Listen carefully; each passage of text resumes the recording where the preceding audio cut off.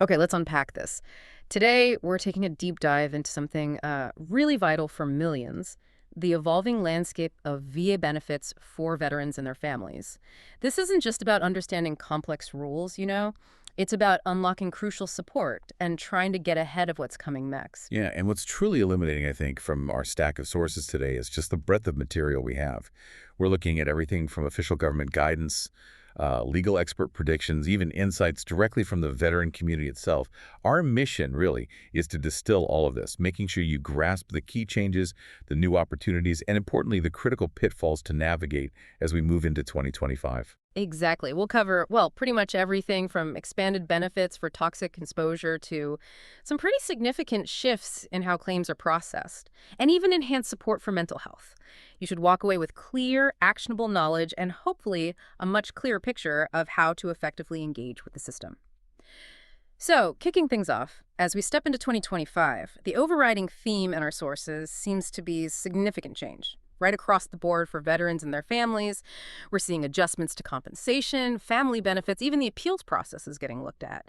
But maybe the biggest piece here, the thing that really stands out, is the continued expansion of the PAYCT Act. That feels like a monumental shift. Oh, absolutely. If we look at the broader impact, the promise to address Comprehensive Toxics Act, or PCT Act, Hmm. well, it's already fundamentally changed things. Our sources are confirming over 1 million veterans have filed claims related to toxic exposure, things like burn pits, Agent Orange. This act just dramatically expands access to VA healthcare and benefits for those exposed to hazardous substances during their service. It's huge. Yeah. And for 2025, it sounds like it's not just continuing, it's actually accelerating. More conditions are expected to be added to what they call presumptive service connections. Mm, And this is a huge strategic advantage for veterans, isn't it? it really is. If you served in specific areas during certain timeframes and develop one of these conditions, the VA automatically presumes your service caused it. Yeah. You no longer need to prove that direct link, which I imagine for many was an almost insurmountable hurdle before. Exactly. That burden of proof shift is critical. And this immediately raises the question, okay, what specific conditions and exposure locations are we actually talking about here? Well, our sources detail a really wide range of presumptive cancers: brain, gastrointestinal, head, neck, pancreatic, various reproductive and respiratory cancers too. Plus, they list illnesses like asthma diagnosed after service, chronic bronchitis, COAD, emphysema, sarcoidosis. Yeah. The list is quite extensive. And the locations are extensive as well. Our sources detail a vast expansion of these presumptive locations, particularly across the Middle East and North Africa, and including crucial air and sea spaces, which is important. For example, if you served on or after September 11, 2001 in places like Afghanistan, Djibouti, Egypt, Jordan, Lebanon, Syria, Uzbekistan, Yemen, or even just their airspaces, you might have this presumption. Mm. And the same applies for service on or after August 1990 in Bahrain, Iraq, Kuwait, Oman, Qatar, Saudi Arabia, Somalia, UAE, their airspaces. And even areas like the Arabian Sea, Persian Gulf, Gulf of Aden, Gulf of Oman, the neutral zone between Iraq and Saudi Arabia, the Red Sea. It's a long list. It is. The key takeaway for you listening is if you served in these broad regions during these periods, whether boots on the ground or in support roles, air or sea, it's vital to check the full comprehensive list of locations. So, given these really expansive changes to the PASET Act, how fundamentally does this shift a veteran's approach to proving their eligibility? What's the biggest difference they'll see in, determining if they qualify for that tax-free monthly VA disability compensation? Well, the biggest difference is exactly what you highlighted, those presumptive conditions. They essentially let you bypass a major evidentiary hurdle. Hmm. You just need to meet the service requirements for the presumption itself. You don't have to prove the direct causation, that link between service and condition. This is especially critical for things like chronic illnesses appearing within a year of discharge, conditions caused by contaminants or hazardous materials, or illnesses from being a prisoner of war. The burden of proof really does shift. That must be a huge relief for so many veterans. Our sources also point towards potential changes in how disability ratings and compensation are actually calculated.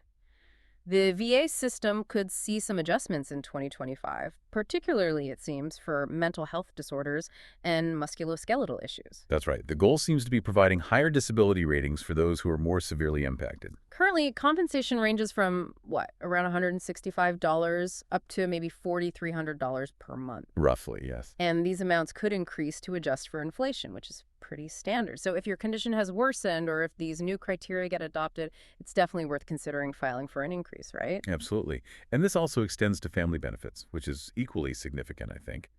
By 2025, there are proposals on the table to increase dependency and indemnity compensation. That's DIC survivors' pension and the Dependents Educational Assistance, or DEA programs. The DEA program, for instance, it currently offers up to 36 months of educational benefits. There's talk it might extend to 48 months. Wow, an extra year. Yeah, so families really should actively familiarize themselves with the eligibility criteria for these. These programs offer substantial financial security and educational support that, honestly, often goes unclaimed. Okay, so with so many potential changes on the horizon for benefits, the natural next step for a lot of veterans is probably how do I effectively claim them? So let's maybe turn our attention to navigating the, let's face it, often complex VA claims and appeals process. Our sources outline a pretty clear 8-step process for VA disability claims, from your initial submission right through to the final decision. Now, we can't detail every single nuance here, but just understanding this structured journey from reception to review seems key to tracking your progress. It is, and on average, it takes about 107.4 days, according to the VA, for them to complete disability-related claims. That's as of June 2025 data. So just over 3 months, typically. Typically. But the success of your claim, really, regardless of the process speed, it truly hinges on strong evidence. That's paramount. You'll need comprehensive medical records, VA and private hospital records, and those crucial supporting statements, from family, friends, clergy, fellow service members. Three letters, yeah. Exactly. You can even use VA Form 214138 to submit those statements formally.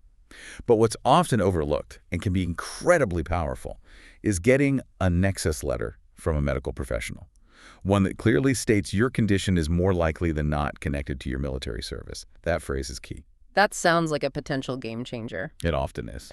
What really struck me looking through the veteran community feedback were the common pitfalls and, frankly, frustrations. Our sources highlight veterans sometimes making mistakes, like filing maybe weaker claims, not having all the evidence together, or underestimating the importance of their compensation and pension exam, the CMP exam, and sometimes just accepting low ratings or denials without putting up a fight. That happens too often. For the CMP exam specifically, it's important to remember it's not really a diagnosis appointment, is it? No, not primarily. It's more an evaluation of how your condition impacts your daily life, your functioning. Right. So it's crucial to document your symptoms clearly beforehand, be completely honest, but don't minimize your struggles, and maybe consider bringing a witness if that's allowed for your specific exam. Good advice. And this raises that important question. Okay, what happens if your claim is denied or maybe it comes back rated lower than you think it should be?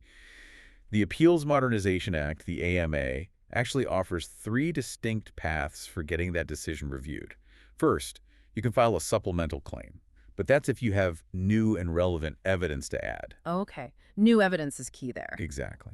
Or second, you can opt for a higher level review. That's where a senior VA official reevaluates your existing case file, no new evidence allowed. So a fresh set of eyes on the same info. Precisely. And finally, there's a board appeal, where a veterans law judge at the Board of Veterans Appeals reviews your case. That's the most formal route. And the timeline is critical here. Absolutely critical. Yeah. You generally have 1 year from the date on your decision letter to file an appeal using one of these lanes.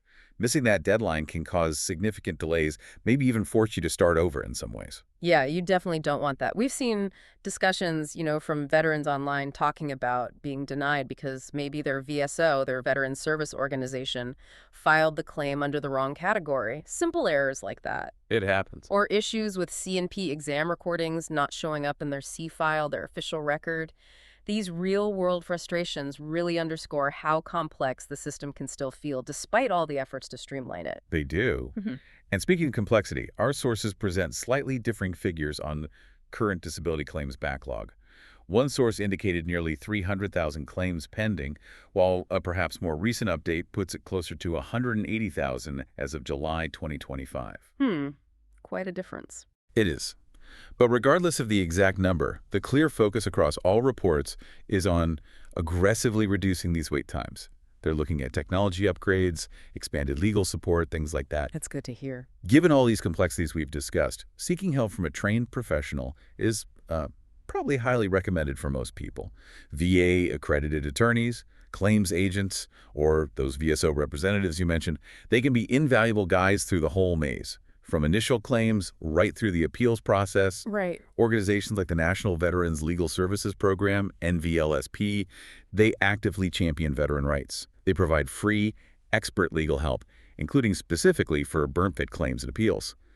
They even boast, I think the figure was, an impressive 95% win rate in cases they take to the U.S. Court of Appeals for veterans claims. Wow, 95%. That's significant. It really is. It shows the power of expert representation. And they've also published the Veterans Benefits Manual, which people often call the VA Benefits Bible. Sounds like a truly comprehensive resource. It is. That kind of expert support can just be invaluable, especially when you're dealing with really nuanced details or challenging a denial that seems unfair. Makes sense. And as we think about the tangible impacts of these benefits, it's also crucial to understand the larger forces at play. The political and economic landscape that shapes how these benefits are funded, delivered, and even debated. Yeah, the bigger picture. Exactly. The VA dispersed over $173 billion with a B in disability compensation and pension benefits in 2024 alone, processed over 2.5 million claims. And there are ongoing legislative debates constantly swirling around this. For instance, the whole issue regarding the legalization of for-profit claims consultants versus efforts to maybe criminalize them. Right, the claims sharks debate. Precisely. And a federal appeals court even ruled recently that banning paid consultants might violate First Amendment rights. So it's legally complex, too. And unfortunately, our sources also reveal some really concerning trends within the system itself, like persistent racial disparities and claim approvals. Government Accountability Office reports have shown Black veterans having significantly lower approval rates than white veterans. That needs addressing. Absolutely. That's a serious issue. And then there's the integration of artificial intelligence, AI, into the benefits delivery systems. The aim is obviously to speed up claims processing, which sounds great, but it also raises questions about transparency, potential data bias, Yeah. the usual AI concerns. Yeah, how does the algorithm work? Is it fair? Those are valid questions. And socially, mental health remains just an absolutely critical issue for veterans. We're expecting increased funding and a continued expansion of telehealth services by 2025. Telehealth seems really important here. It is. Over 50,000 veterans used telehealth just for mental health appointments back in 2023. It offers a really convenient way to access care, especially for those in rural areas or maybe folks with mobility challenges. Makes perfect sense. And, tying back to the human element, what really struck me in some of the discussions we reviewed from veterans themselves was this hesitancy some feel about seeking mental health help, even if they have a 100% permanent and total P&T rating. Mm-hmm. Why is that? Well, it seems to stem from anxiety about potentially losing their benefits if they admit to mental health struggles, or maybe if their condition improves with treatment. Ah, okay. That fear. Yeah, that personal perspective really underscores how sensitive and trust-dependent this whole system is, despite all the policy changes aiming to support them. It's not just about rules and numbers. Not at all. The human factor is huge. So, wrapping this up, what does all of this mean for you, the listener, as we head into 2025? Well, staying informed and, importantly, proactive about these changes to VA benefits and healthcare systems isn't just helpful, it feels absolutely essential. From those expanded PICT Act benefits and maybe streamlined appeals to increased family support and mental health services, there are real new opportunities emerging for veterans and their families. Yeah, I think the key takeaway here really is regularly review your own eligibility, stay updated on what's happening with legislative proposals. Things can change fast. And if you're ever in doubt, don't hesitate to consult with VA-accredited professionals, VSOs, attorneys, agents. The system is undeniably complex, we know that. But with the right knowledge and the right support, you can navigate it effectively to secure the benefits you've earned and absolutely deserve. Precisely. It really boils down to being an informed advocate for yourself and for your family. And as you reflect on these potential changes in this broader landscape we've discussed, maybe consider this. How might truly proactive engagement, not just reacting when something goes wrong, but really getting ahead of it, how might that fundamentally shift the experience of veterans navigating their benefits in the coming years? Something to think about.